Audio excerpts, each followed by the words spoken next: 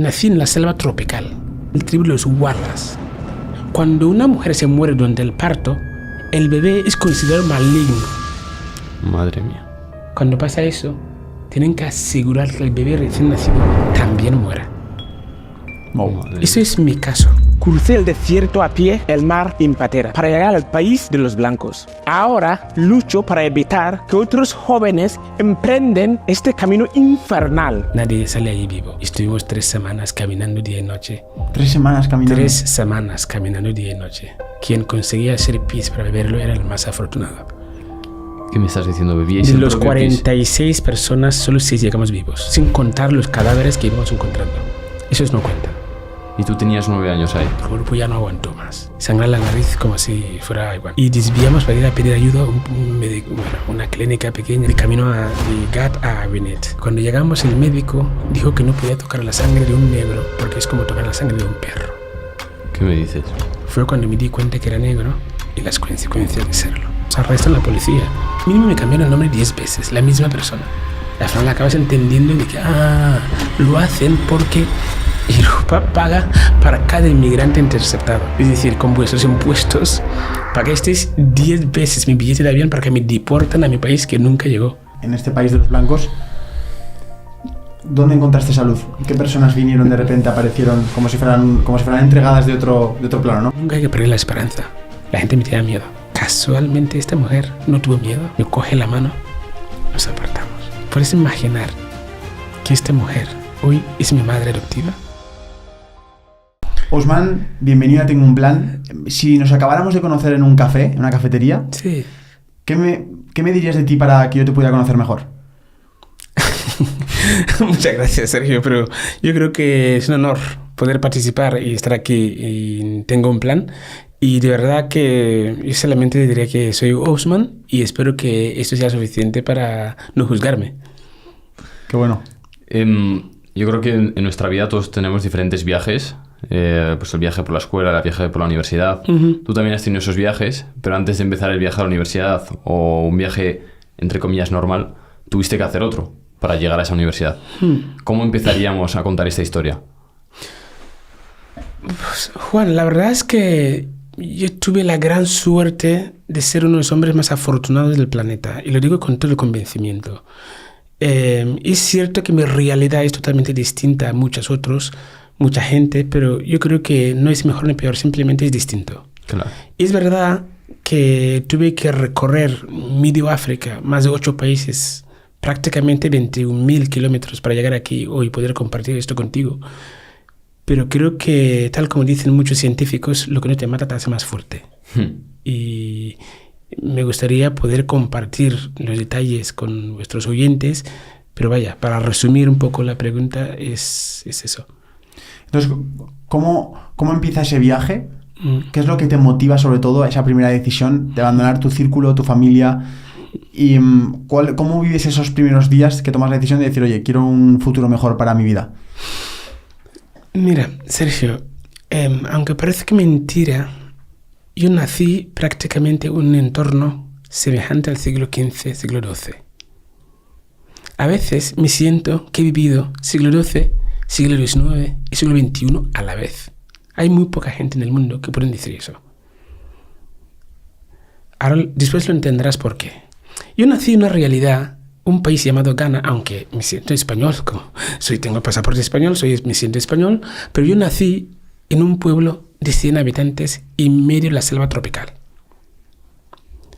Ghana es un país que fue colonizado por Gran Bretaña. Durante la colonización se llamaba Costa de Oro, Gold Coast. Igual que Costa de Marfil, pues tenía Costa de Oro. Ghana era Costa de Oro. Ya podéis entender el porqué.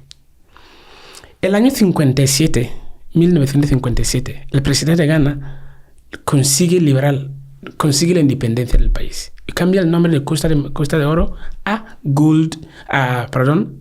Ghana, que significa God has appointed Nkrumah already. Es decir, Dios ya había escogido Nkrumah para liderar el país. Tela marinera. Se pone el nombre de un país entero en su honor. Esa es la realidad. También he dicho que nací en la selva tropical.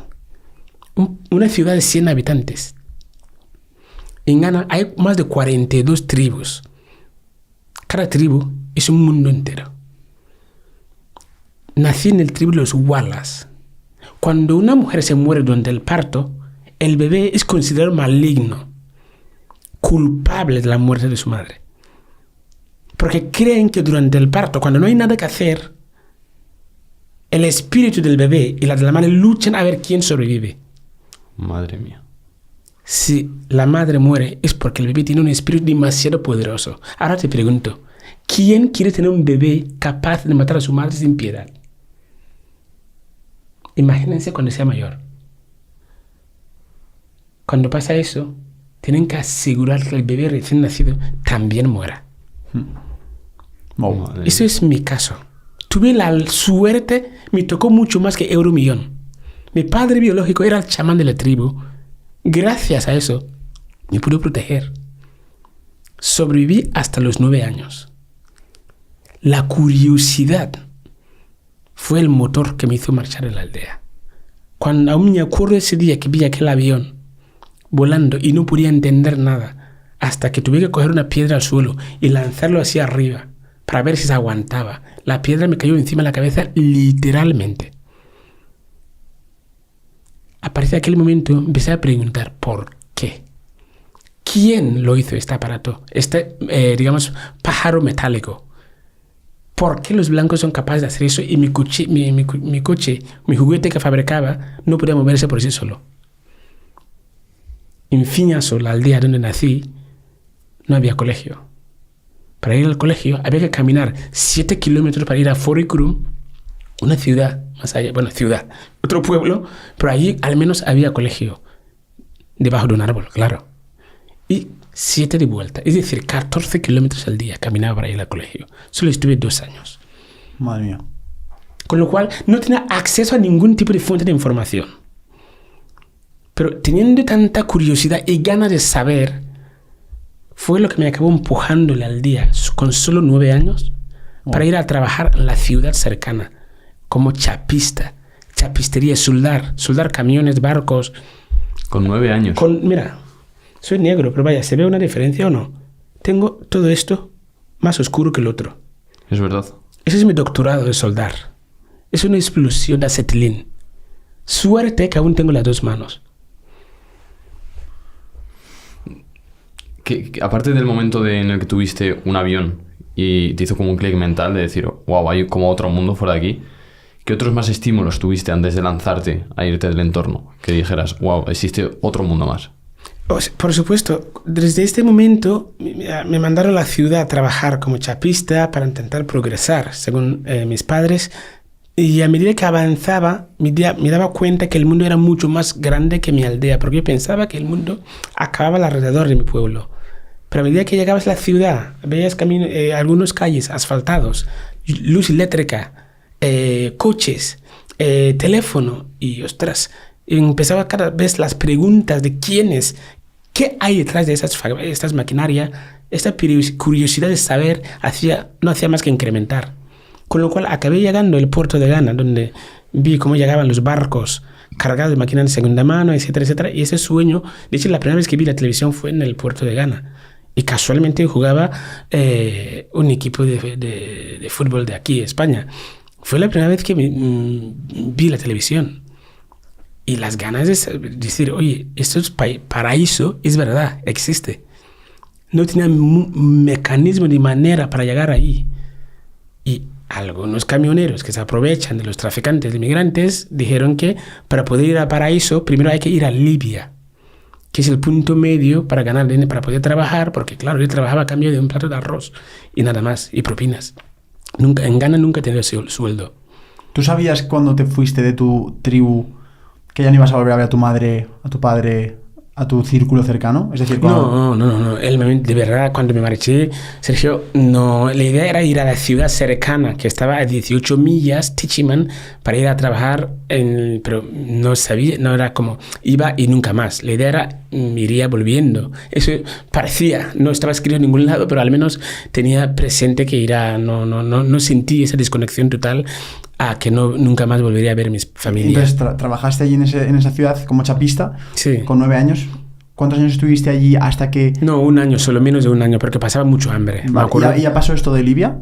¿O después No, qué no, pasó? no. Desde este primer taller me escapé solamente porque pasaba mucha hambre. Claro. O sea, aunque tú no te cuesta creerlo, en Ghana, para que puedas tú trabajar o aprender un oficio, tu familia tiene que pagar dinero al maestro, el propietario del taller. Es decir, pagas para trabajar. Parece Hostia. contradicción, pero es la realidad. Y si no pagas, porque en ese caso mi familia era muy pobres, me aceptó, porque era familia del mismo tribu, pero lejana, me aceptó, pero vaya, no me daba propinas, sino que solo comía cuando sobraba comida en su plato. Y aguanté menos de 1 año y me escapé porque era imposible trabajar de sol a sol sin comer.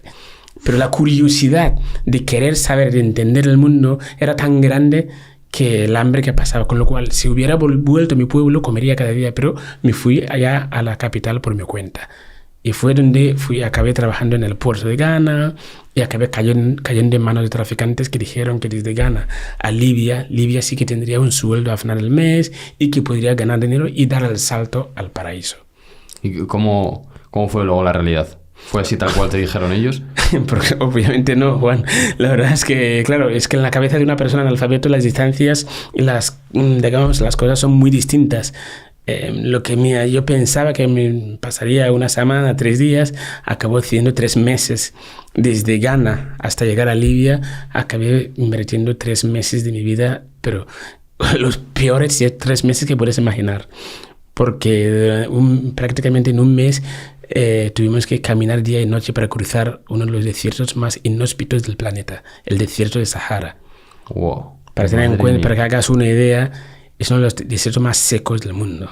No hay prácticamente nada. Nadie sale allí vivo.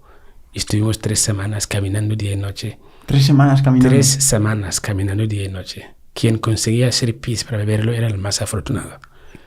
¿Qué me estás diciendo? ¿Bebíais De el los propio pis? 46 personas, solo 6 llegamos vivos, sin contar los cadáveres que íbamos encontrando. Esos no cuentan. Y tú tenías 9 años ahí. Allá ya tenía 12, 13 años. 12, 13 años. 13 años. Dices, estuvimos, ¿cómo se organiza algo así? ¿Partíais 46 personas desde un punto A a un punto B? Si yo desde el puerto de Ghana acabé en los camioneros, los traficantes que nos engañaban y te llevaban hasta la frontera y te dejaban y ibas por el camino de contrabando y cruzaba hasta el día siguiente y volvías a subir el camino hasta otro país, ¿no? Así cruzamos hasta la ciudad de Agadez. Agadez es Níger. Desde Níger nos ofrecieron de que para poder cruzar el desierto de Sahara había 2 maneras. Un camión que iba cargado hasta arriba de todo o unos Land Rovers que tardan 3 días. El otro tardaba 2 semanas. Y pensaba que el Land Rover era mucho más cómodo. Lo que no era consciente es que nos iban a meter 17 personas para cada uno. Peor que, Land Rover.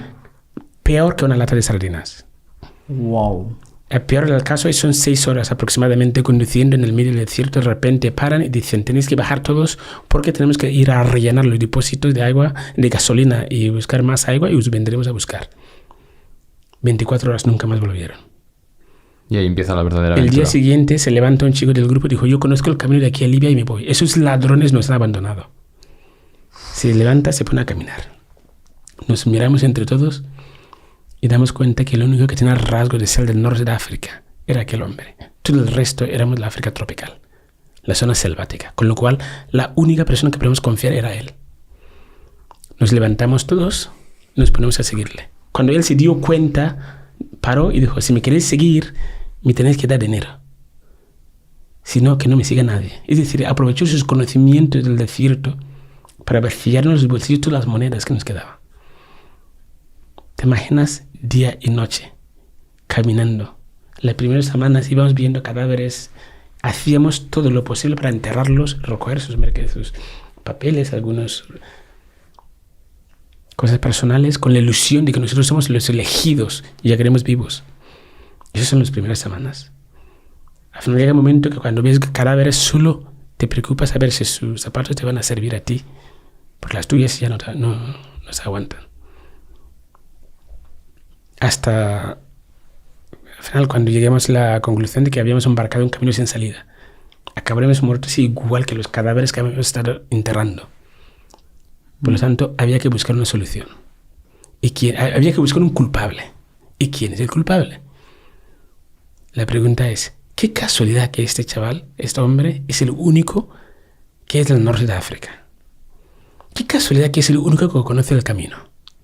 ¿Y por qué nos pide dinero para llevarnos? Si todo parece que él también quiere ir a Libia igual que nosotros, ¿por qué nos pidió dinero?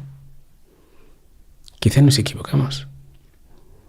Pero al menos llegamos a la conclusión de que era culpable, que de alguna forma estaba copinchado con los camiones, los Land Rovers que nos abandonaron. Así que es su trabajo.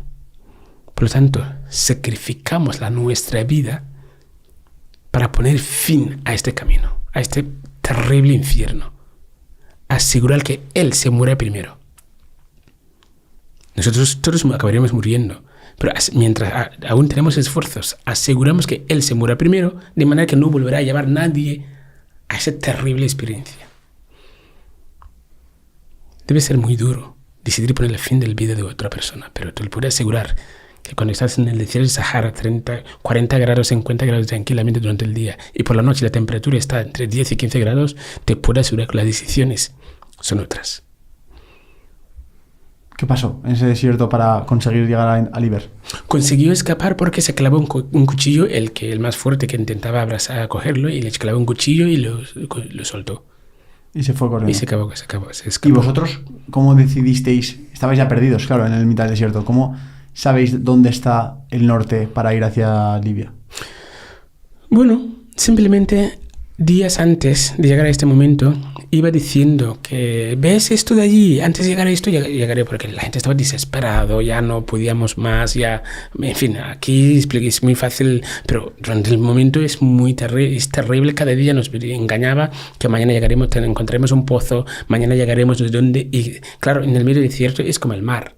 Cuando estás al mar, que el cielo se hace mira luna, te dice, ¿ves esto?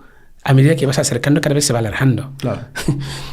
Y nos hacía exactamente lo mismo. Entonces, justo antes de aquel momento nos enseñó, ¿ves esto de allí? Antes de llegar a esto, llegaremos a Libia.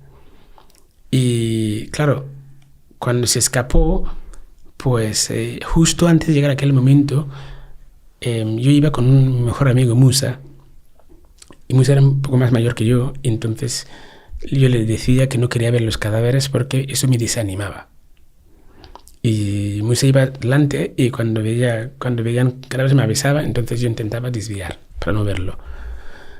Y una de las veces que desviaba por detrás de unas dunas me encontré una persona muerto, pero tenía una cantimplora delante suyo. Me asusté, pero algo me dijo, comprueba qué hay dentro de esta cantimplora. No sé solo sé que había un poco de líquido, no sé lo que era líquido. Y Musa era la única persona que avisé que yo tenía un poco de líquido. Con lo cual, cuando el guía desapareció, se escapó en este último instante, yo dije a Musa que no quería ver a la gente muriendo delante mío, con lo cual quería seguir hasta donde mi propio esfuerzo me llevaba. Musa, sabiendo que tenía un poco de líquido, me siguió. Otro chico se llama Shenoné, estaba separado del grupo principal, con un amigo suyo también consiguieron hacer pis en la cantimplora, bebieron, cogieron fuerzas y nos siguió. Y 2 personas que hicieron lo mismo. En un principio, siguiendo la señal que el hombre nos había dicho antes de escaparse, 3 días más tarde acabamos llegando al pueblo de Isir. ¿Cómo recuerdas ese momento? Horrible. ¿Sí? Horrible. Pero de hecho, me acuerdo perfectamente intentar abrir la boca para gritar, llamar a Musa, por favor, que no puedo más.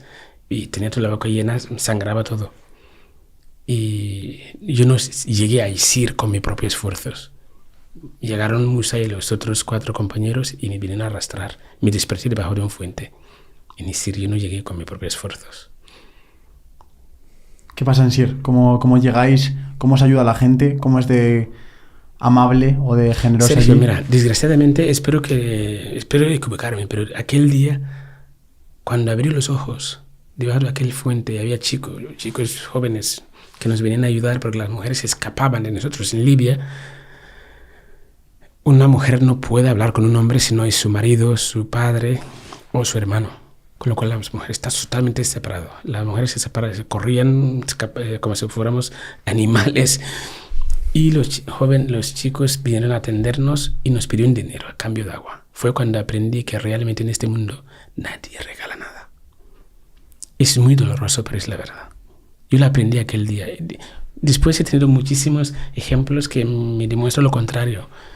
Pero te puedo asegurar que las condiciones que llegamos, que niños tan jóvenes y sepan que sin dinero prefieren dejarte morir, Sergio, lo siento mucho.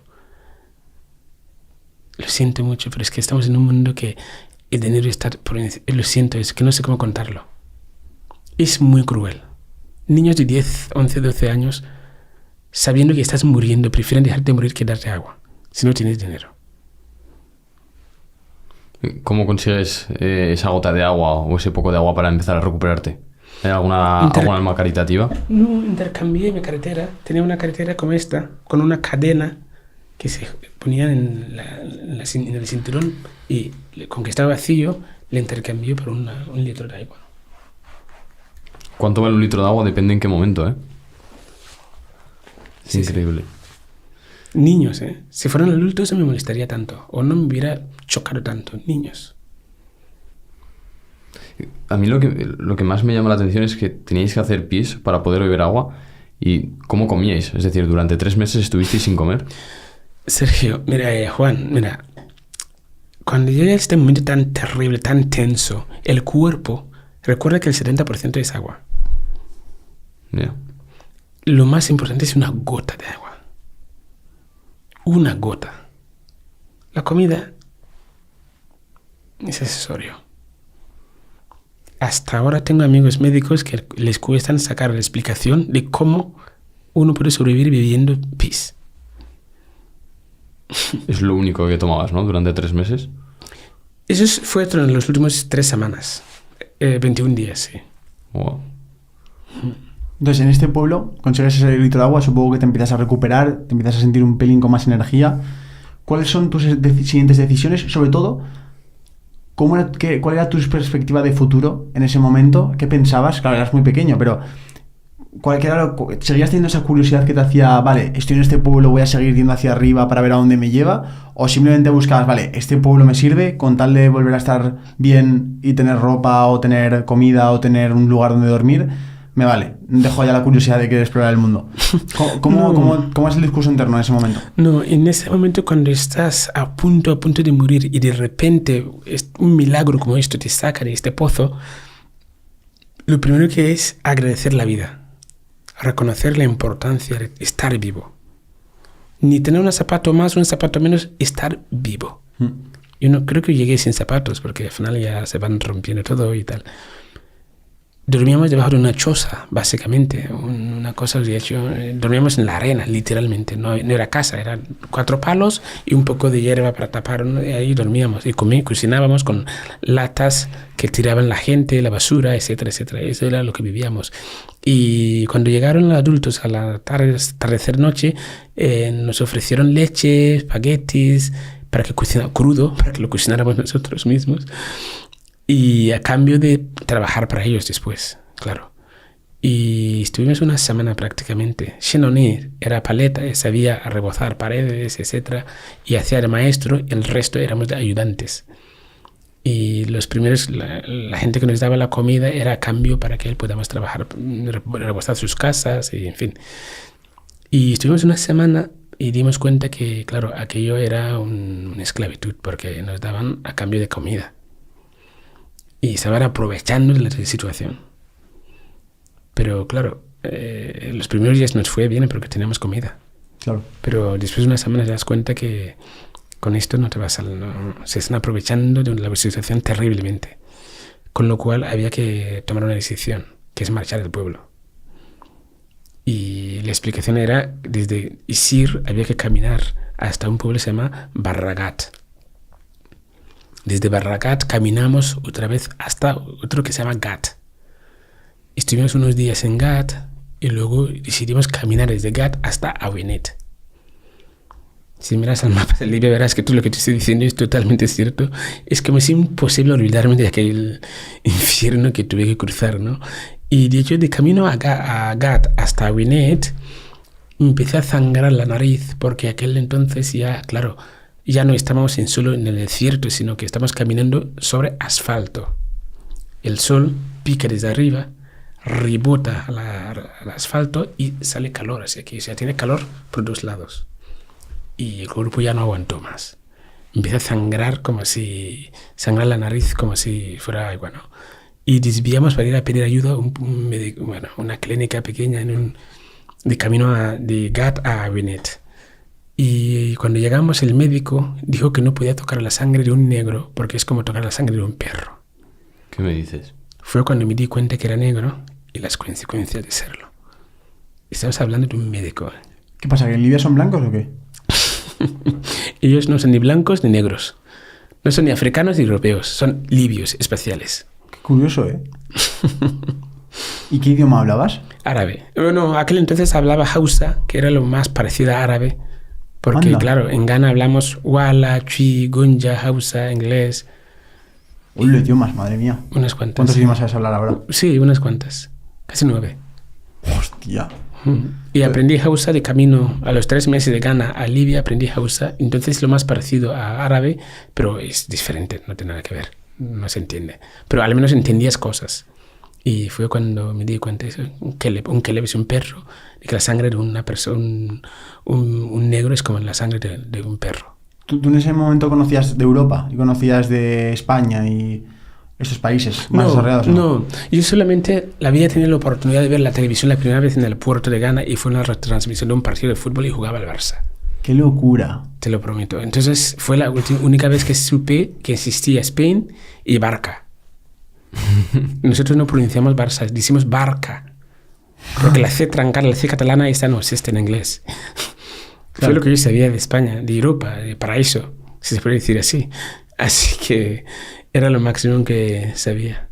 ¿Cómo continúas el camino? ¿Consigues recuperarte? ¿En esa clínica al final te hacen algo? Sí, al final me dieron algodones a Musa y Musa me tapó, me limpió un poco y me lo tapó la nariz para evitar que no siguiera sangrando.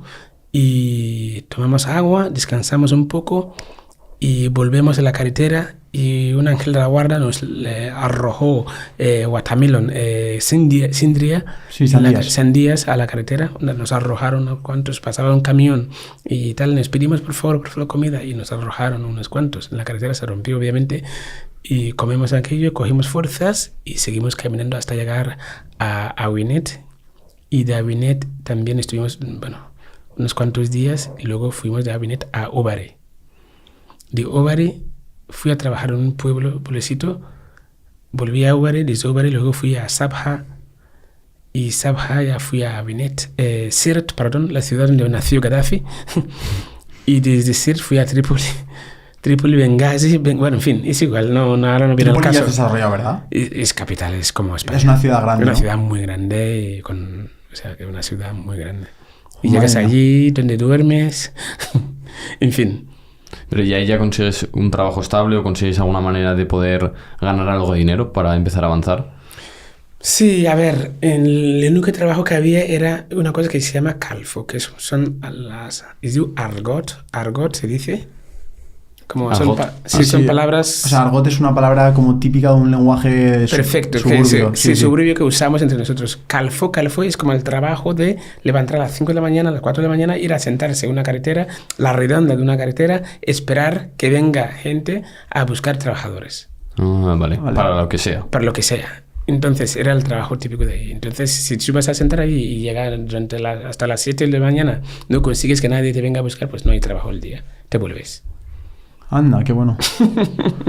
Entonces tú ibas trabajando cada día de lo que pillabas. En lo que pueda. ¿Y dónde dormías? ¿En la calle o...? En la calle. Hacíamos con cartones, hacías lo que sea, en un rincón, cualquier rincón que podías, y así vivías. Y si tenías dinero, pues podías permitir comprar un pan. Es que la realidad supera la ficción, os lo puedo asegurar. Es que a veces no somos capaces de hacer la mínima idea que quiere decir ser niño o ser nacido en Europa, en España. Es que no somos capaces de no somos conscientes lo afortunado que somos. El simple hecho de haber nacido blanco en Europa, en una ciudad, un país como España, es una suerte. Millones de otras personas se matarían Se matarían literalmente. para estar en tu sitio. Aún somos capaces de permitir estar hundidos, que no sé qué, que no sé cuántos. Perdón. Has hablado mucho de una persona que se llama Musa, ¿verdad? Correcto. ¿Cómo de importantes son las relaciones en un camino tan difícil? Porque normalmente ya en la vida es algo, yo creo que es lo principal en la vida, las relaciones.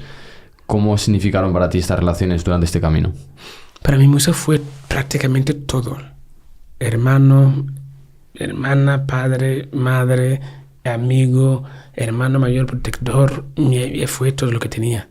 Aquel entonces, cualquier cosa que me pasara, la única persona que supiera, que sabía quién era, qué me pasó y quién soy y qué estoy pasando fue aquella persona, ¿no?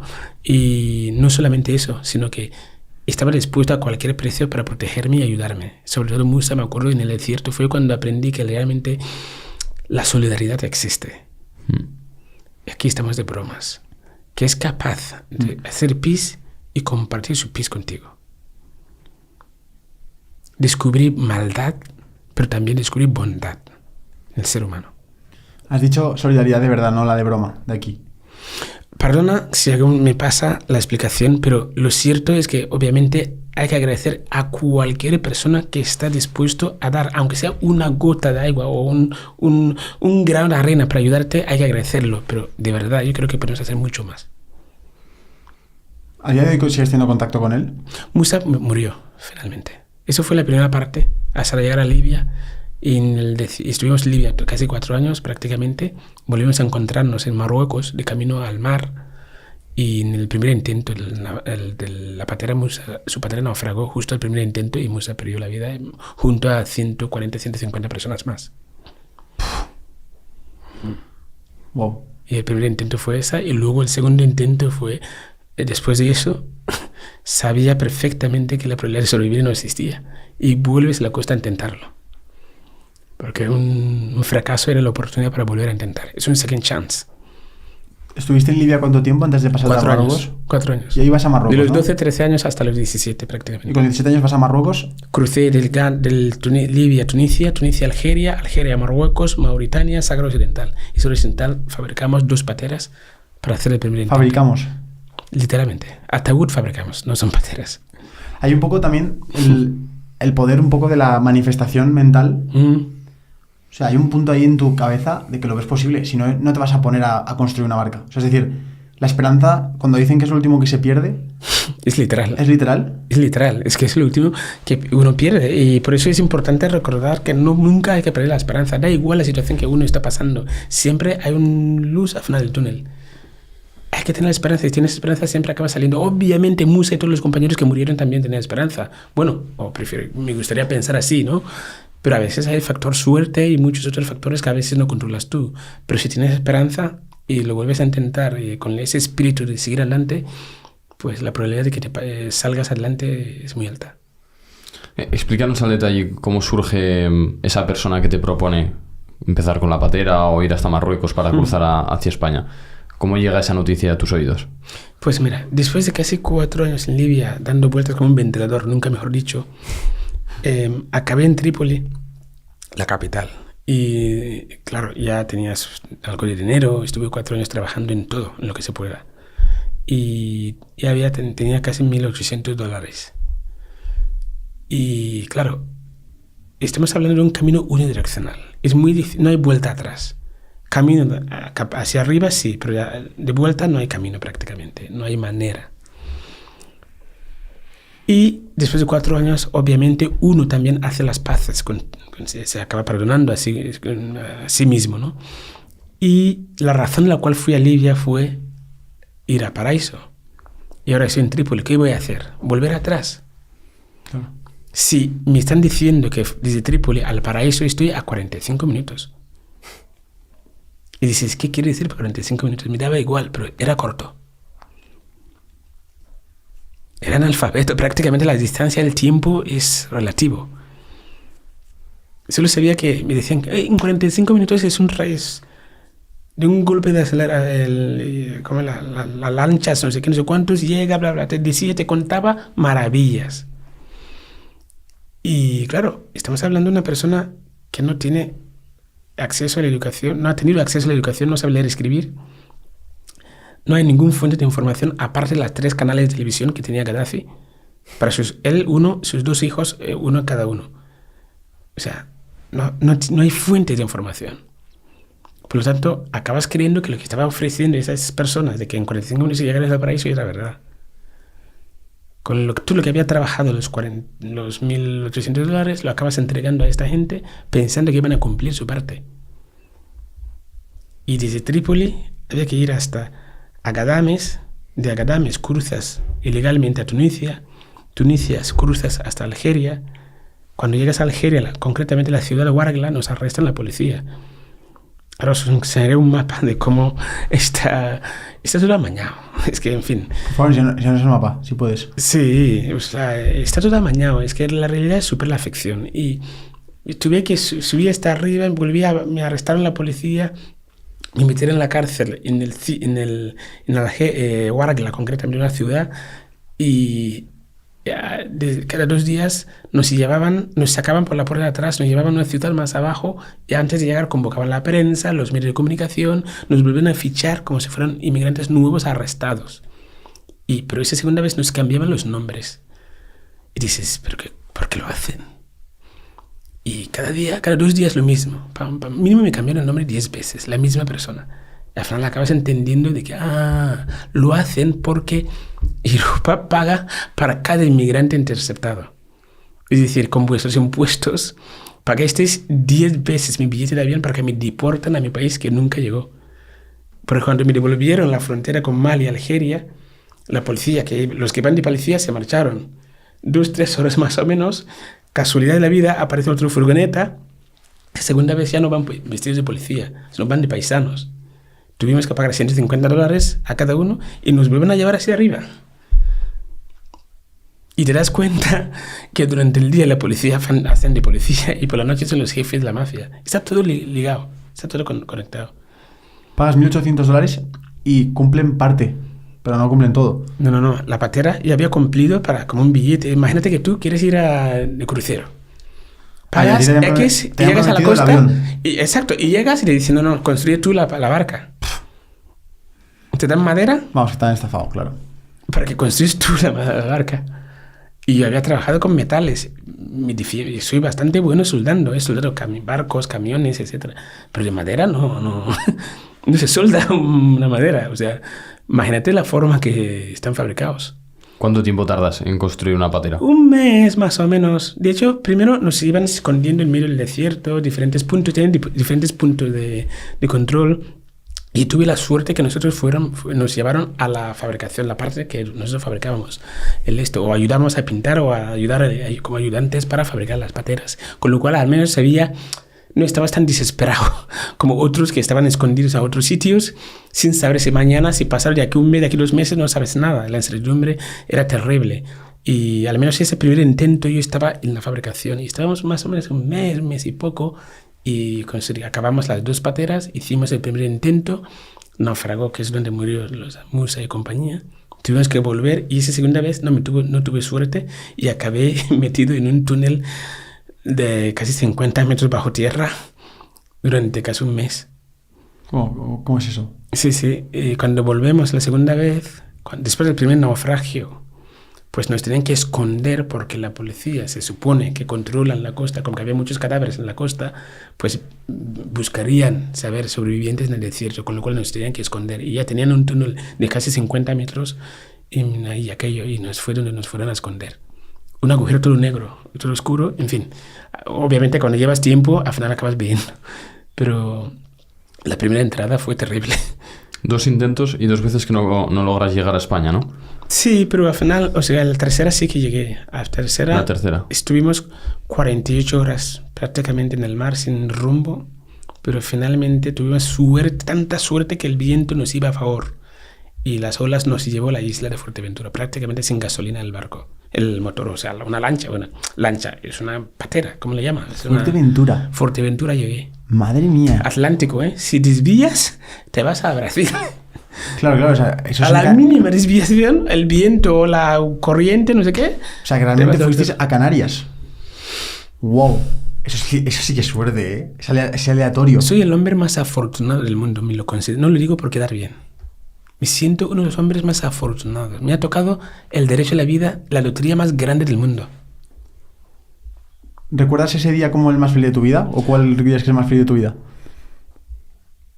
No, es que me acuerdo justo llegar y vuelca la barca, porque con que no había gasolina no se podía controlarla, y acabó chocando con las rocas y volcó. Después del primer intento, estuvimos casi 1 mes y medio, 2 meses en el desierto, sin zapatos.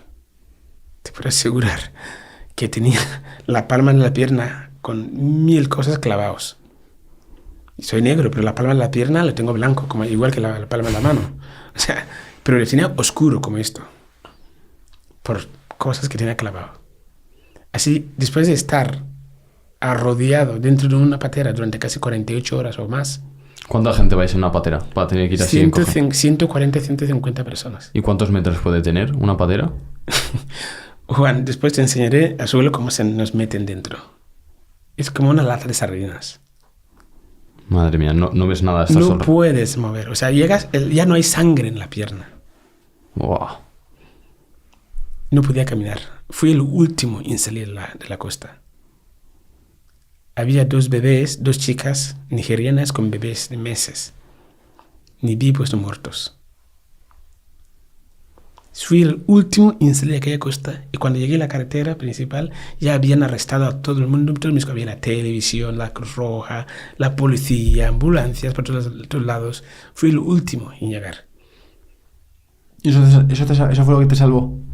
La Guardia Civil, la policía, la Cruz Roja me vinieron corriendo a taparme con la manta roja. Y típico que cuando salimos las noticias, de hecho tengo el vídeo de mi llegada. Un gran amigo movilizó mares y montañas, y cuando publiqué el primer libro, Viaje al País de los Blancos, me invitaron al Ayuntamiento de Canarias, del Fuerteventura, a presentar el libro, y consiguieron la noticia de mi llegada, porque fue el único patera que llegó con personas vivos. El único. ¿Y cómo es ese proceso político para dejarte estar en Fuerteventura viviendo y poder volver a ir por ejemplo, a España península? Bueno, cuando llegas allí nos llegaban a un centro de internamiento de extranjeros, se llama CIE, y en el CIE estuve casi 1 mes y medio, que es una cárcel, te puedo asegurar. No, me siento afortunado, me siento agradecido, y no tengo más palabras que agradecimiento la acogida que tiene en España, pero te puedo asegurar, Sergio, que es una cárcel. No había robado, no había cometido ningún delito. Automáticamente mi sitio era el CIE, el Centro de Internamiento de Extranjeros, que es una cárcel. Y lo peor de todo es que, en fin, es difícil, pero nos maltratan, sí. De una forma, otra forma, pero sí. De hecho, hay un compañero que se llama Guimán Curanza, que salía delante mío. Cada 2 o 3 días nos metía en una habitación de 1 metro cuadrado, más pequeño, o sea, un espacio muy pequeño. Y de repente, todo oscuro, mucho frío, te congelaba el cuerpo. De repente, calor terrible, voces por otros lados, cómo te llamas, qué país vienes, qué idiomas hablas. Cada 3 días nos metían en aquel túnel. España, Europa, derechos humanos, ¿quiénes lo defienden? No tengo ningún interés de acusar a nadie, que quede claro, ¿eh? Solo quiero exponer la realidad encima de la mesa. Pues totalmente. No estoy aquí para criticar a nadie, ni quién hace bien, quién hace mal, no es mi interés. Me siento profundamente agradecido de lo que he recibido, pero lo cierto es que aquello es una cárcel. Y vivimos torturas ahí. Y Imán Curanza salía cada día la cara morada. Yo no sé si el hecho de ser un niño, nunca me pagaron físicamente, pero llegar ahí y ruido, y frío, te congelas, de repente calor, y te preguntan, ¿cómo te llamas tu madre? ¿Cuántos años tiene? Yo, ¿qué es un año? ¿Qué es un año, eh? Cada día te preguntaban lo mismo, cada 3 días se metían allí y te preguntaban lo mismo, durante 1 mes y medio prácticamente. Y finalmente tuve la suerte que me dijeron que era menor y tenía derecho a residir a España. Y de Fuerteventura me mandaron así expulsado, en una avioneta llena de policías con escopeta, de Fuerteventura a Málaga. No he robado. Y llegué a Málaga así, expulsado. ¿Por ser menor? Por ser peligroso. No, pero me refiero a que te dejaron estar en Málaga y tener esa oportunidad para desde ahí empezar Es porque hay una cosa que es la ley internacional me amparaba porque ser menor tiene derecho a una protección. Vale. Si fuera adulto, seguramente, si no hubiera convenio con mi país, me tenían que haber retornado a mi país. Pero Hasta me Ghana. volvió a tocar la gran lotería. Imagínate, llegas hasta ahí y te vuelven a dejar en Ghana, en el punto de partida. Por eso hay mucha discusión en la prensa, en la política, en el Parlamento, de a que hay que devolverlos. A ver, vamos a ser realistas. Cualquiera que se ha atrevido durante este recorrido y con todo lo que implica este recorrido para llegar hasta aquí, no estoy a favor de que abran las fronteras, que venga todo el mundo. Pero se puede hacer de otra manera. Hay muchas maneras. Hay muchas maneras. Y no hace falta ir tan lejos. Nuestros abuelos y abuelas, cuando España tampoco era próspera, ¿cuántos cruzaron la frontera a Francia, Alemania y toda Europa? Fueron a Argentina, Brasil. ¿Cuántos? Solo hace falta preguntar 4 apellidos argentinos. Te das cuenta que son alemanes, italianos, españoles, ya no te hablo. Aún tenemos el valor para decir que no queremos aceptar inmigrantes. Si la fábrica de inmigrantes más grande de la historia de la humanidad fue Europa, ¿de verdad?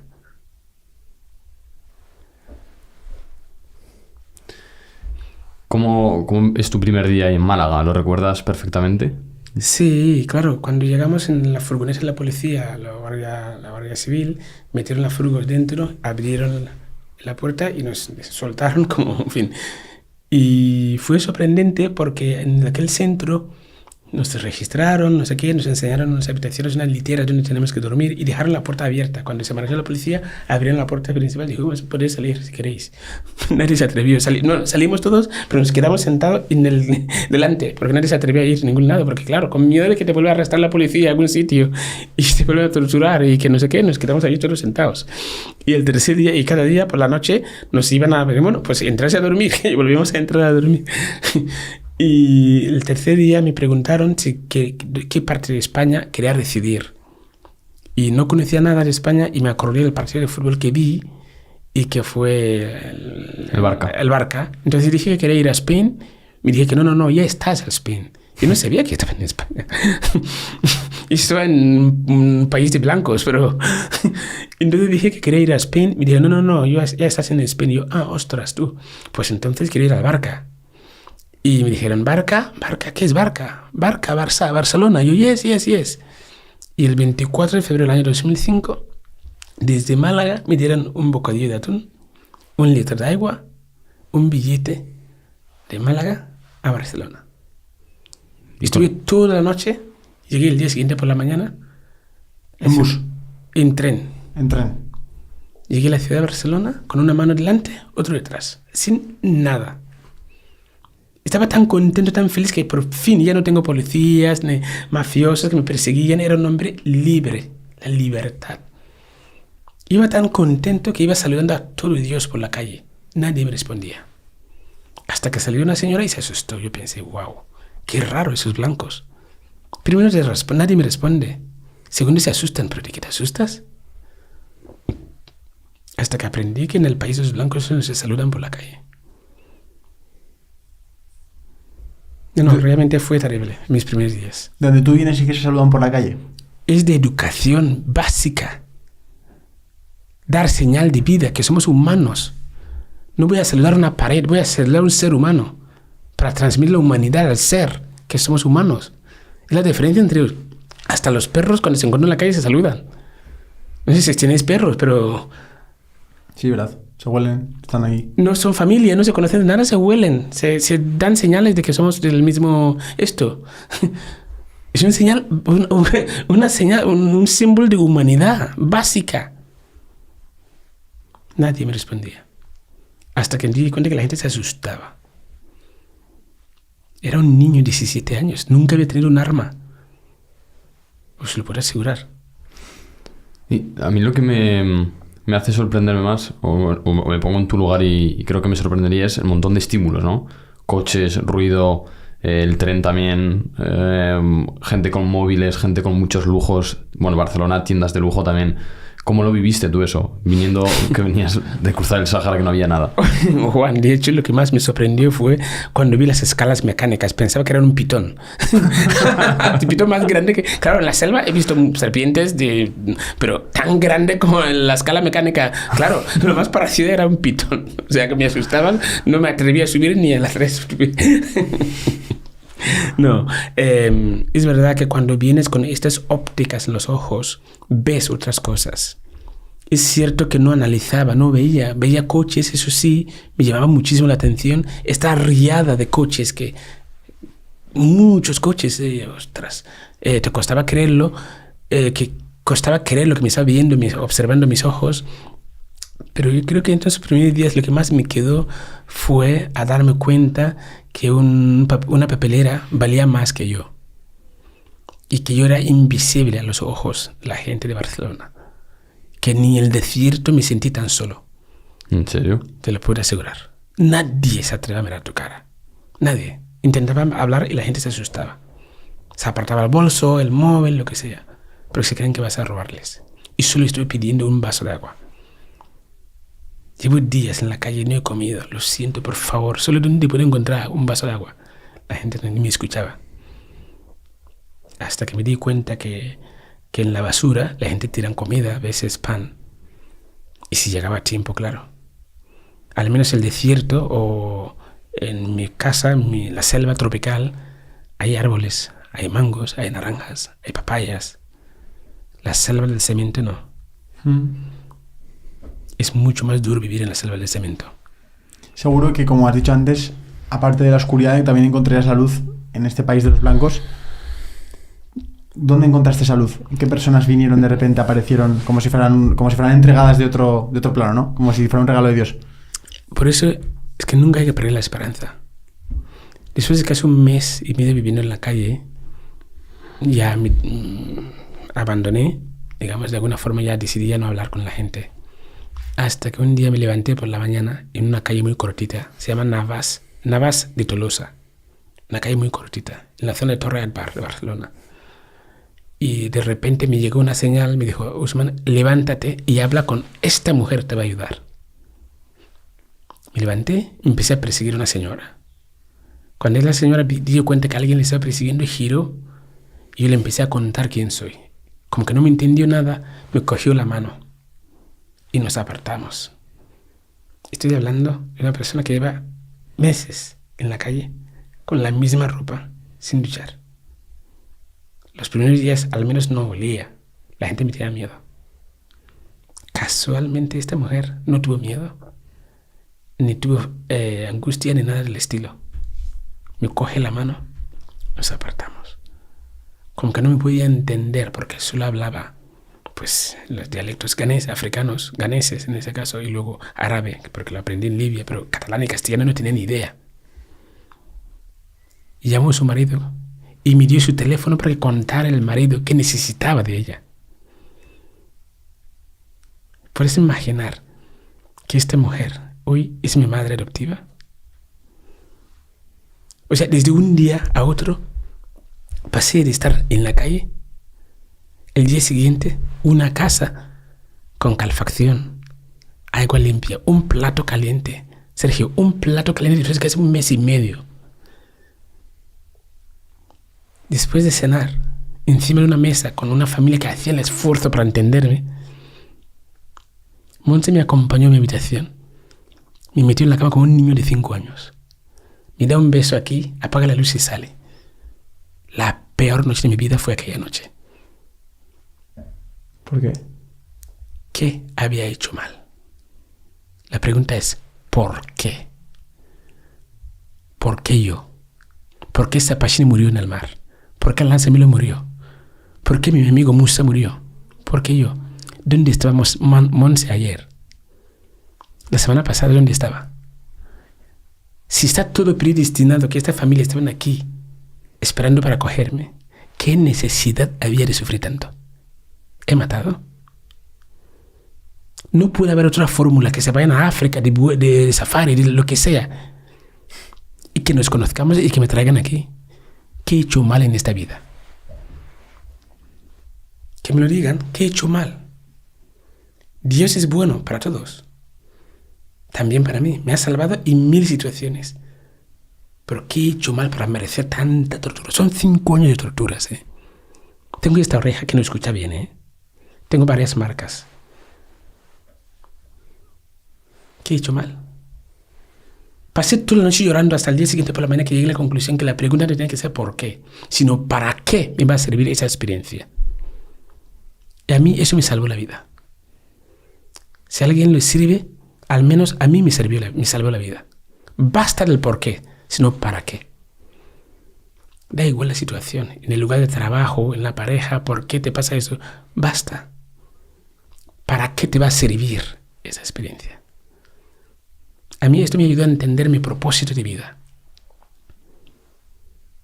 No el por qué, sino para qué. Para 2 cosas. Ser la voz de todos los compañeros que murieron en el camino. Y en segundo lugar, dentro de mis posibilidades, trabajar en el origen para evitar que otros niños sufran lo que yo sufrí. Yo no voy a cambiar el mundo, pero el pedacito que me toca, algo puedo hacer. A veces no hace falta cambiar el mundo. Solo cambiar el mundo de una persona merece la pena, te lo vuelvo a asegurar. ¿En algún momento sentiste que venir a España o estar aquí era más sufrimiento que haberte movido? Es decir, muchas veces explicas como que era el peor momento, que lo pasabas fatal. Cuando estuviste tanto tiempo en la calle en Barcelona, ¿llegaste a pensar que para qué he venido hasta aquí? Más de una vez he pensado que ¿para qué sufrí tanto? Y más de una vez he pensado en tirar la toalla. Pero también es cierto que soy consciente que soy afortunado. No soy afortunado, soy muy afortunado. Y es verdad que durante esos momentos oscuros es muy difícil ver la luz al final del túnel. Pero el hecho de nunca haber perdido la esperanza me ayudó a llegar, a estar aquí y hoy poder compartir eso con vosotros. Yo sé que cuando uno está sufriendo a veces es muy difícil ver la parte positiva. Y a todos nos pasa. Nadie nos han engañado que existe Superman, Iron Man, Spider-Man, no sé qué man. Pero lo cierto es que es un engaño. Nadie lo consigue solo. Nadie. Me hace mucha ilusión ver el libro de Steve Jobs porque la gente se asocia a Steve Jobs con el iPhone. Y sabes que Steve Jobs en su libro demuestra que no sabe programar. Steve Jobs no sabe programar. Y muchos otros casos, ejemplos. Nadie lo consigue solo. Todos necesitamos la mano de alguien. No te sientes Superman para luchar tú solo. No, nadie lo ha conseguido solo. Por eso es importante reconocer la suerte que tenemos y dar la mano. Si tú no lo has conseguido solo, pues hay que estar dispuesto a dar la mano a alguien también que lo necesite. Eso se llama humanidad. Qué razón tienes. La verdad que yo creo que solos no llegamos a ningún sitio, por mucho que nos hayamos visto estas películas. Y sobre todo yo creo también en el primer mundo aún piensas que puedes hacer algo solo, pero en el caso en el que tú vienes, que has ido dejando a compañeros en el camino, es cuando te das cuenta que solo no hubieras llegado ni, vamos, a ningún sitio. Yo, al menos quizá me equivoco, pero te puedo asegurar que yo creo que solo nadie... Es que la historia lo ha demostrado en todos los sentidos. En todos los sentidos. Nadie lo consigue solo, con lo cual yo creo que es importante reconocer ese factor, que somos seres que dependemos de otros. Juntos podemos salir adelante, pero solos no. No es mérito tuyo. ¿Cuánto pagaste para que tus padres estuvieran aquí en Madrid o en España? ¿Cuánto pagaste a tus padres? 0 euros. 0 euros pagaste a tus padres para que te tengan aquí. No es tu mérito, no te engañes. O sea, quizá tú pagaste más que mí. Yo, por eso yo nací, miro la selva tropical y tuve que cruzar 5 años de viaje para llegar aquí. No, no pagaste nada. Lo has recibido gratis. Lo que recibes gratis, dáselo gratis. ¿Y qué has recibido gratis? La vida. Después de estos años, mirando a la vista atrás, ese momento en el que Montse decía ayudarte, se llama Montse, ¿verdad? Montse, correcto, mi madre, sí. ¿Qué crees que le motivó? ¿Qué fue, hablando con ella, qué pasó aquel día para cogerte de la mano? O sea, ¿qué fue lo que le motivó a ella a decir, me voy a involucrar en esto? Hombre, hay que ser realista. Hay personas y hay personas. Yo creo que tengo toda la razón para decir que la gente es mala, pero también prefiero pensar que la gente es buena. Yo tengo la suerte de conocer gente realmente muy buena.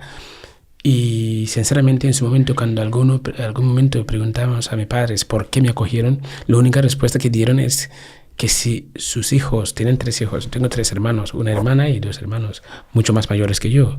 Y cuando llegué, de hecho, ya vivían fuera de casa. Dijeron que si alguno de sus hijos se encontrara en otro país, en algún sitio, y necesitara ayuda, les gustaría que alguien le diera la mano. Y vieron aquel momento que necesitaba ayuda y me dieron la mano. Nada especial. Imagínate. Wow, y tú querías... Bueno, imagínate toda esa historia. Tardaron meses en saberla porque no tenías ni idea de cómo hablar español. En absoluto, con claro cual, que no. A los meses se dieron cuenta de lo que había pasado antes de conocerte, ¿no? Sí. Y wow. Claro, a medida de cada día intentaba contarles cosas, pero no era lo mismo, no entendían. Y me acuerdo que mi madre, de hecho, se apuntó a clases de inglés para poder comunicar conmigo, porque solo hablaba con mi padre. Y al cabo de un mes lo tuve que dejar porque ya había aprendido tanto español suficiente para poder comunicarme con ella. Y hay que recordar que hablo muchos idiomas. En Ghana, los tribus estamos acostumbrados a aprender distintos idiomas. Solo en 3 meses aprendí casi Hausa de Ghana a Libia, ¿no? Y en Libia árabe lo aprendí en muy poco tiempo, con lo cual tengo bastante fino el oído. Y dejó las clases para como que ya podía comunicar conmigo, ¿no? Y, en fin, no fue un día entero, sino que durante toda la vivencia, durante este momento, pues cada día iba contando. A veces me preguntaba, ¿y eso qué pasó? Tal, entonces les contaba. Pero mi madre siempre dice que cada día que habla conmigo descubre algo nuevo. Porque estamos hablando de 5 terribles, largos años. Wow. Y cada día es como un año entero. Sobrevivir un día en el recorrido es casi un año prácticamente. En este país de los blancos, ¿qué es lo primero que te sorprende que tenemos que no hay en el país de los negros? ¿Es la educación? ¿Es el dinero? ¿Es la política? ¿Qué es lo primero que te sorprende? Sí, no, lo bueno, hay muchas cosas buenísimas que me sorprendió muchísimo, pero una de las cosas que realmente me sorprendió fue la oportunidad de poder estudiar. Ostras, no me podía, te lo juro que me quedé maravillado al ver que había centros educativos maravillosos y que tenía profesores a tu disposición. En Ghana el profesor te pega, castiga y te pega, y es normal. Y aquí veo el profesor me pide disculpas y yo, ¿cómo? ¿Qué? ¿Y por qué? ¿De qué? ¿Por qué manera? O sea, tengo mi disposición profesores y que encima me tratan con educación, con respeto. No me cabía en la cabeza. Y me acuerdo que de hecho Perdón. Me costaba tanto dormir porque cuando aprendí a sumar y restar y me decían que mañana o la semana que viene íbamos a aprender a multiplicar, no podía dormir. De las ganas que tenías. Los nervios que mañana voy a aprender otra cosa. Me acuerdo, cogía una galleta, un cubo, ponía hielo. Mientras mis compañeros usaban hielo para hacer cubatas en las discotecas y tal, pues yo cogía el hielo, lo metía en el cubo, agua y metía debajo de la mesa y ponía los pies dentro. De esta manera podía estar toda la noche estudiando sin dormir. Porque claro, durante el día había que ir a trabajar arreglando bicicletas.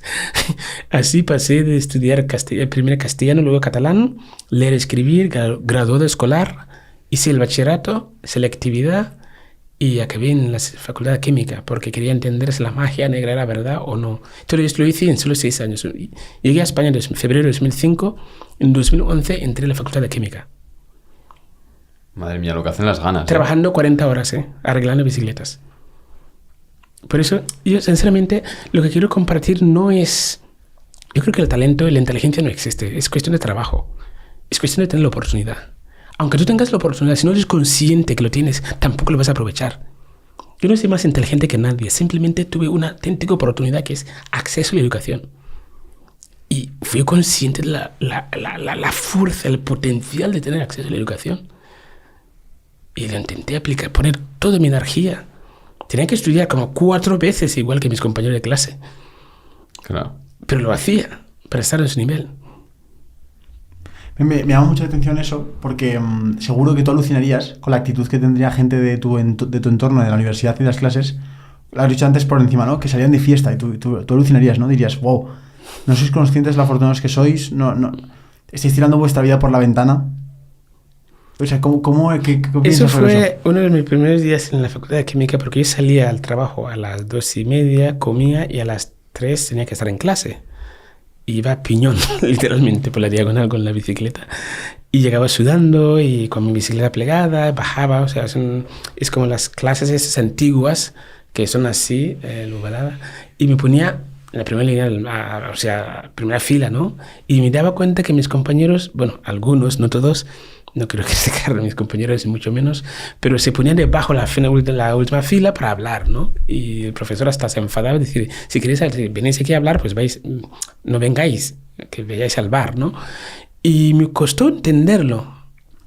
Me costó mucho entender cómo era posible, con lo que cuesta llegar a la universidad y económicamente yo tenía que trabajar para pagarlo, con lo cual sabía lo que costaba cada clase y ver que llegaban ellos y no le importaban absolutamente nada, los niños venían a pasar rato.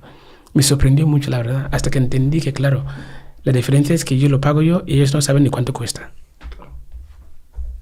No saben cuánto cuesta la matrícula. Han venido allí obligados. Entonces, claro. Pero me costó mucho entenderlo.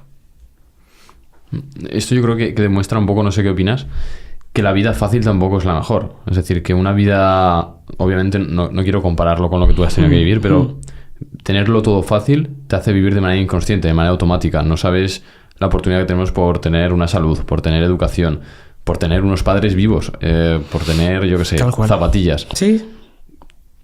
Es decir, tampoco nos hace un favor tener la vida tan fácil. En absoluto. ¿Por qué crees que los grandes mentes de Silicon Valley, los grandes, todos que acaban diciendo lo mismo? Que su fortuna no lo va a dar, no se lo va a heredar a sus hijos. ¿Por qué crees que te hacen eso? Porque no le haces ningún favor. Claro. No le haces ningún favor.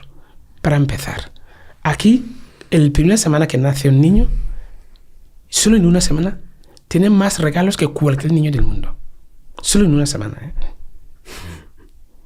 Lo que estás haciendo, crees que le estás haciendo un favor. Le estás matando la curiosidad a este bebé.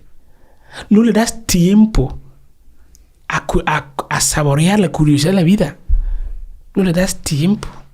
Tiene todo de repente. En la cuna, una cosa colgando por aquí, otro por allá. Para decir, ay, hay que incentivar su sentido, no sé qué. Le dan 1000 regalos. Acaban de nacer. Dale tiempo a observar un poco la vida real. Es que la sobreprotección es construir hombres de cristal. Lo dicen grandes filósofos y psicólogos, no lo digo yo. Hay un gran anécdota de un jeque árabe que le entrevistaron una vez y le dijeron, oye, tú vas con un Lamborghini o no sé qué coche, tu hijo va con un no sé qué, un Ferrari, tu nieto, ¿qué coche va a ir? O sea que ya no se va a ir en un jet privado, un avión. Digo, no te engañes. Mi nieto se va a ir otra vez, o mi tataranieto, sí. Bueno, se va a volver a ir en camello. Y dices, ¿cómo? Tu abuelo sí que iba en camello, pero tú ahora vas en jet. Tu hijo va en Lamborghini, tu nieto va en Ferrari, tu tataranieto. O sea, no entiendo, explícate. Pero claro, los tiempos difíciles crean hombres fuertes. Y los hombres fuertes crean buenos tiempos. Los buenos tiempos vuelven a crear hombres débiles. Y hombres débiles crean tiempos difíciles. No sé si se entiende. Se entiende perfectamente. Pero es un círculo. Si le das todo hecho, no es consciente del valor de las cosas. Con lo cual, con que no valora, no le ha costado ningún sudor para ganarlo, lo gasta sin ninguna explicación. Es mucho más fácil perderlo. ¿Cómo es tu vida ahora, después de todo lo que has vivido? Es decir, ¿cómo es tus hábitos del día a día? Por ejemplo, yo qué sé, desayunas y eres consciente del valor que tiene ese desayuno. Vas a algún lado a agradecer todas las semanas un poco por sentirte que devuelves la deuda, ¿no? O sea, ¿cómo es tu vida ahora después de todo lo que ha sido tu experiencia vital?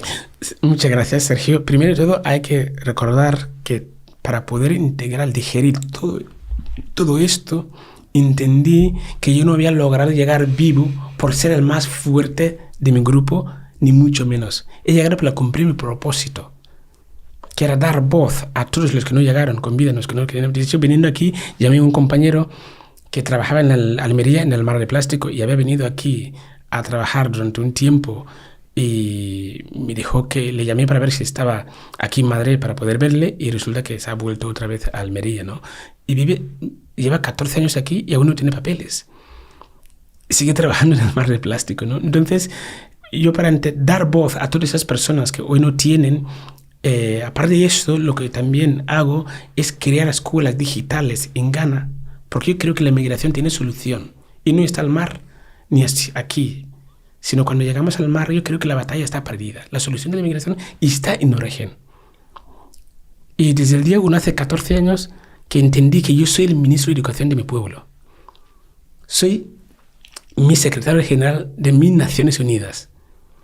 Y tomando esta responsabilidad, empecé a liderar una iniciativa llamada Feeding Minds, Alimentar Mentes, que es una ONG que monté hace ya 14 años, que consiste en crear escuelas digitales para que los niños tengan acceso a la formación, información y oportunidad en su casa.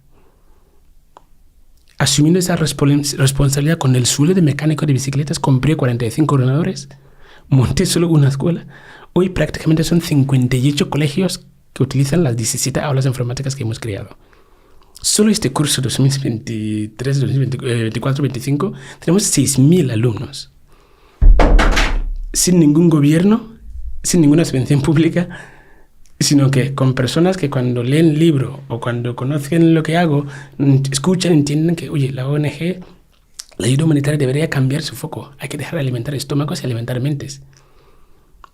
Y gracias a eso, cada día podemos seguir manteniendo estos colegios y obviamente con intención de expandirlo a muchos otros niños para que la problemática que cada día llegan a la costa tiene solución. Se llama alimentar sus mentes y crear oportunidad y no origen. Nadie se marcha de su casa si está bien.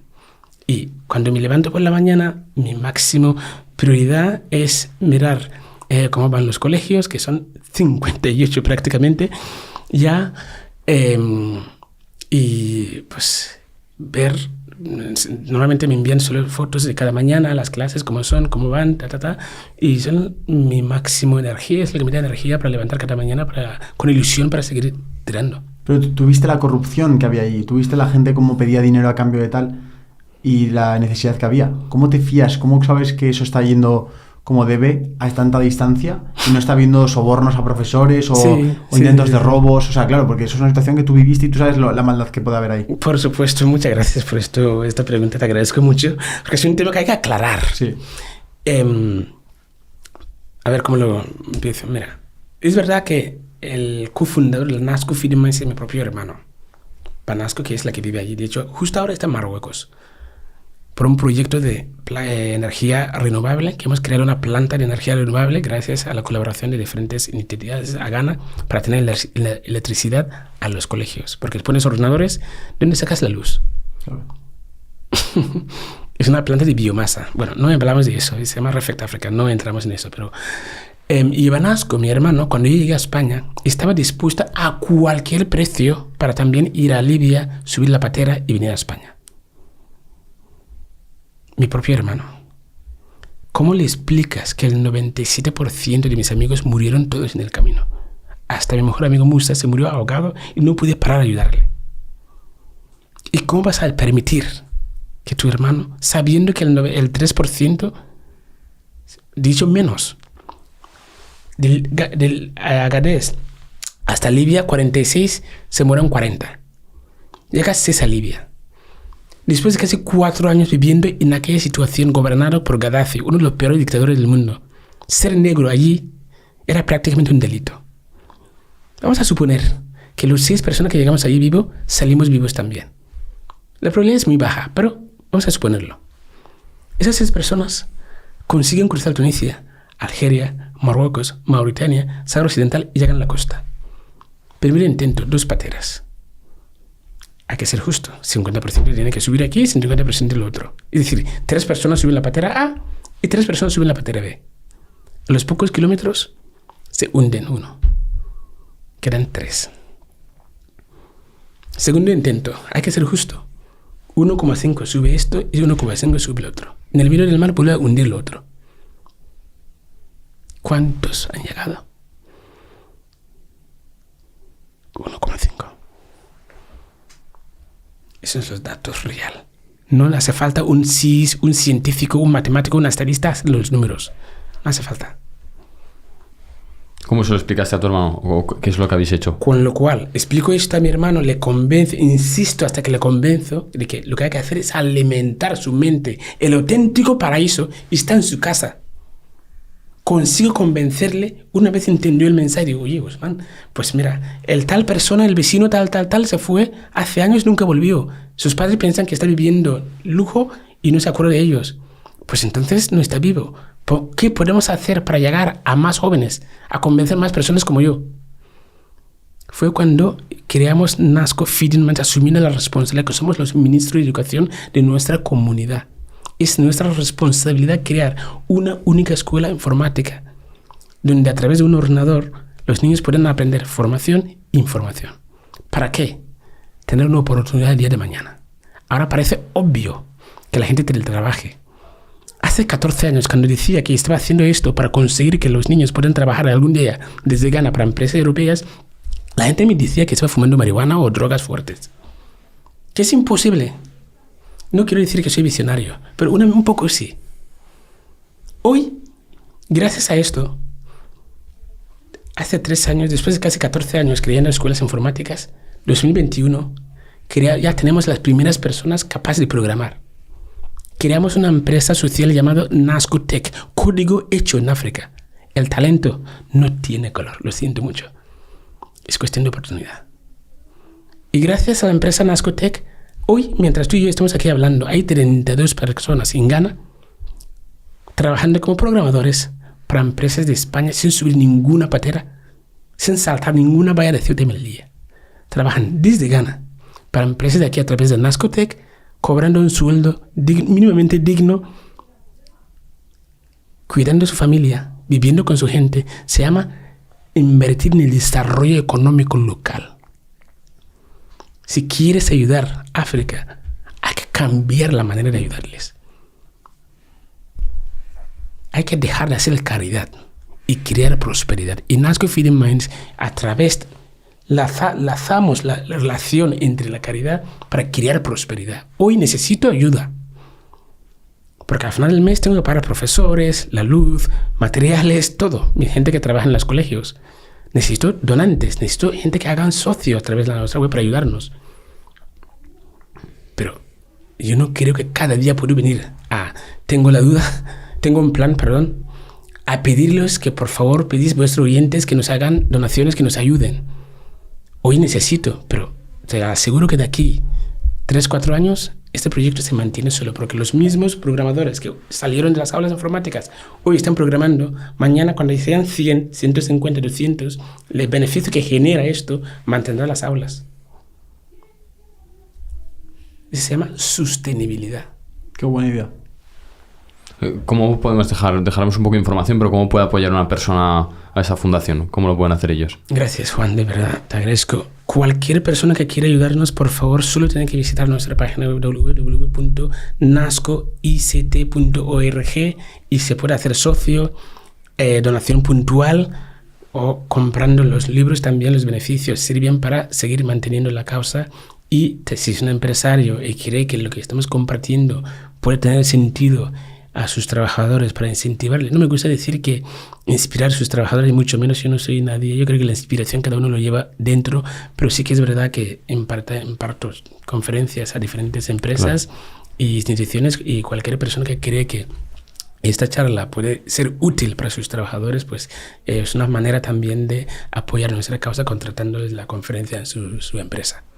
Dicen que cuando llegas al final de tus días te das cuenta de lo que es importante en tu vida. Pero yo creo que en tu caso te has dado cuenta antes. O sea, no te has hecho falta llegar a tener 85 años a punto de morir para darte cuenta, sino que ya sabes lo que es importante. ¿Qué es lo importante de la vida? Dar la mano a otro. Sinceramente, es que al fin y al cabo ya puedes comprar el coche más grande del mundo, ya puedes comprar la casa más gigante del planeta, ya puedes comprar el reloj más caro del mundo. Al fin y al cabo, lo que te vas a recordar no es haber tenido el reloj, sino haber dado la mano a alguien que lo necesita.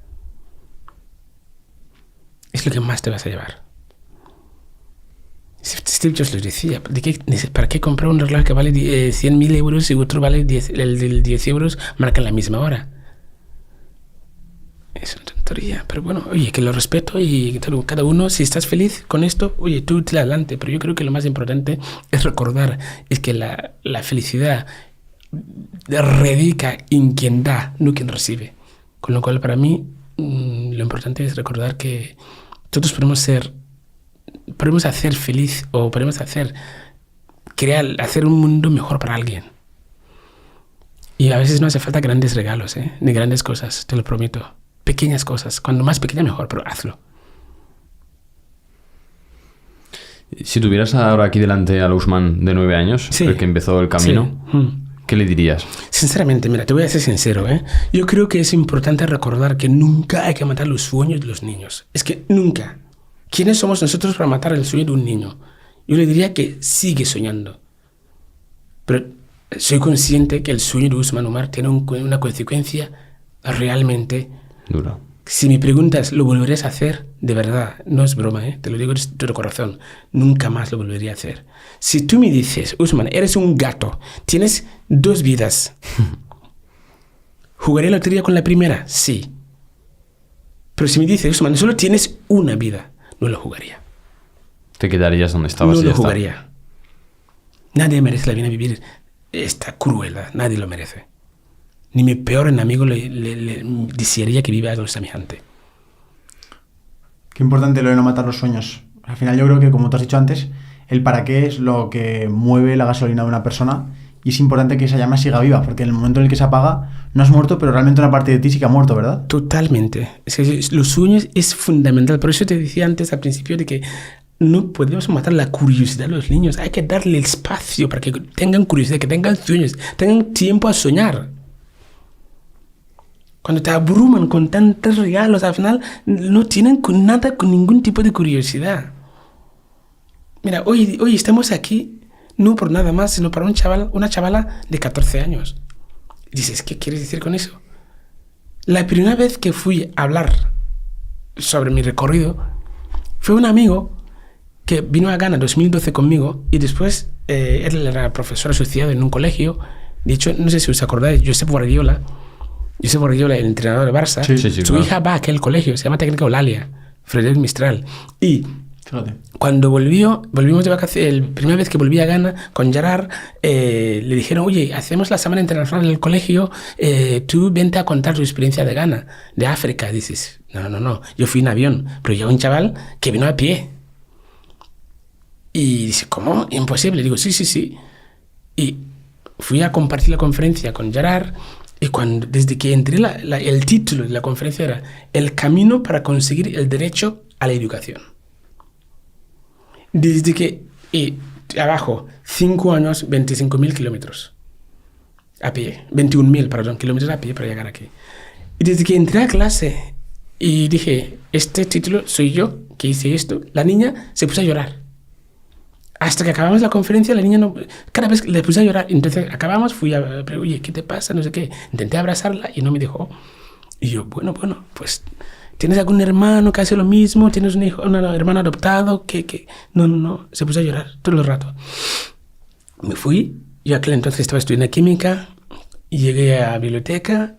Aquel día por la tarde me llama la secretaria del colegio, que una madre pedía hablar conmigo. Y yo, ¿qué he hecho mal? Una madre, una niña quiere hablar, que haya estado en tu conferencia, quiere hablar contigo. ¿Qué pasa? ¿Qué he hecho? Y digo, no, pásale mi teléfono, que me llame la madre. Y me llama la señora, oye, Usman, por favor, se puso a llorar. Y yo, ¿qué pasa? Quiero conocerte en persona porque eso no puede ser. Porque llevo años discutiendo cada día con mi hija de que vaya al que tiene que estudiar, y ella no ve ninguna oportunidad, ni ninguna importancia de la educación. No entiende por qué tiene que estudiar para ir a la universidad. No quiere estudiar. Y hoy, por primera vez, vuelta a casa, se ha entregado que quiere llegar a la universidad. Con lo cual, necesito saber qué exactamente le contaste para cambiar su perspectiva de vida. Y esta historia, toda Cataluña tiene que conocerlo, porque si has conseguido cambiar a mi hija, que llevo años sin conseguirlo, seguro que hay otro niño en otro sitio de Cataluña que también, escuchándote, se va a cambiar. Esa fue la semilla. Entonces la madre casualmente trabajaba en la Cataluña Radio con la Mónica Taribas, una periodista bastante conocida en Cataluña. Y una bola. De aquí, un colegio, otro colegio, ahora una universidad, un tal. Y aquí estamos. Bueno, es que yo creo que tu historia es un buen despertador de conciencias, para la gente que está dormida, el despertarse y darse cuenta que coño, que igual estás desperdiciando tu vida. O estás desperdiciando tu oportunidad de ir a la universidad, al colegio. Tu potencial. Total. Una cosa tan bonita que es la vida. Te ha regalado la mejor vida que uno puede tener. Y no es consciente de ello. Bueno, muchos son conscientes, ¿eh? Hay que ser realistas. Sí, total. Pero siempre hay gente que no son conscientes, no valoran suficiente lo que tienen. Y es una pena, la verdad. Y si entre todos podemos hacer que la gente se den cuenta realmente la suerte que tienen por ser y estar donde están, pues yo creo que eso es lo que nos llevamos todos.